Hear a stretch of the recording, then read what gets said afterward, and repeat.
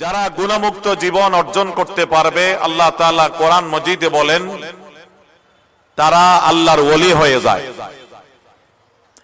ঈমান আনার পরে গুনাহমুক্ত জীবন যাদের নসিব হবে, কোরআনে বলা হয়েছে তারাই হলেন আল্লাহর ওলি।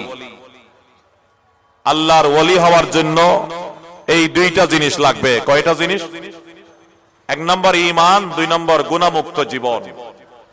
আলা ইন্না আউলিয়া আল্লাহ লা খাউফুন আলাইহিম ওয়ালা হুম ইয়াহজানুন আল্লাযীনা আমানু ওয়া কানু ইয়াত্তাকুন।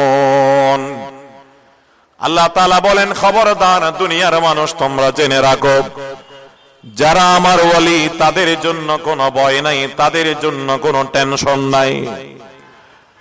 সামনে তাদের জন্য যত মঞ্জিল আসবে ওইগুলো নিয়ে তাদের কোনো ভয় করার দরকার নাই।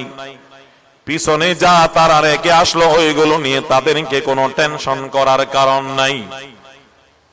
এবং আমার ওলি হলো তারা আল্লাযীনা আমানু ওয়া কানু ইয়াত্তাকুন, যারা ঈমান এনেছে এবং তাকওয়ার জীবন অর্জন করেছে, যারা ঈমান আনার পরে গুনাহমুক্ত জীবন